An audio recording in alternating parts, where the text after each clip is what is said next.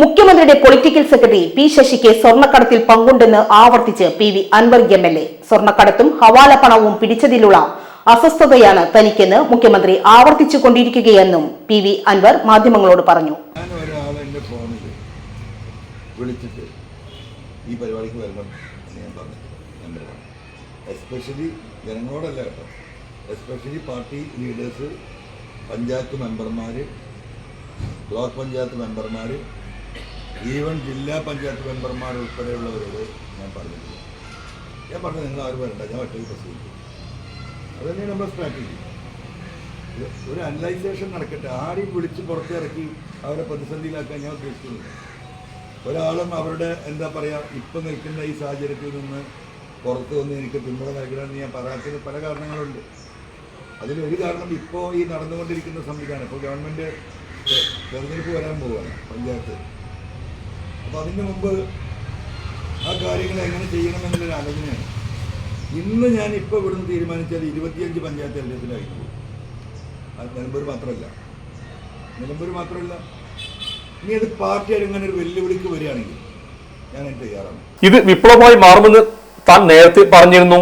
ഇതിൽ എല്ലാം പെടും. കേരളത്തിലെ യുവാക്കൾ നിരാശരാണ്. തൊഴിലും വിദ്യാഭ്യാസത്തിനും വേണ്ടിയാണ് അവർ വിദേശത്തേക്ക് ഒഴുകുന്നത്. ഇക്കാര്യത്തിലെ യാഥാർത്ഥ്യത്തെ മറികടക്കാനാണ് സർക്കാർ ശ്രമിക്കുന്നതെന്നും MLA കൂട്ടിച്ചേർത്തു. പാർട്ടിക്കാരോട് ആരും വിശദീകരണ യോഗത്തിന് വരണമെന്ന് പറഞ്ഞില്ല. ഒറ്റയ്ക്ക് സംസാരിക്കാനായിരുന്നു തീരുമാനം. ആരെയും പുറത്തിറക്കി പ്രതിസന്ധിയിലാക്കാൻ ഉദ്ദേശമില്ല. ഇപ്പോൾ ഞാൻ ഇവിടെ ഇരുന്ന് ചിന്തിച്ചാൽ 25 പഞ്ചായത്ത് LDFന്റെ കയ്യിൽ നിന്നും പോകും. പാർട്ടി അങ്ങനെ ഒരു വെല്ലുവിളിക്ക് വരികയാണെങ്കിൽ ഞാൻ തയ്യാറാണ്. നിലമ്പൂർ മാത്രമല്ല, മലപ്പുറത്തും ചിലപ്പോൾ കോഴിക്കോടും പഞ്ചായത്തുകൾ നഷ്ടപ്പെടും, ചിലപ്പോൾ പാലക്കാടും നഷ്ടപ്പെടും. അതിലേക്ക് പോകണമോ എന്ന് CPI നേതൃത്വം ആലോചിച്ചാൽ മതി.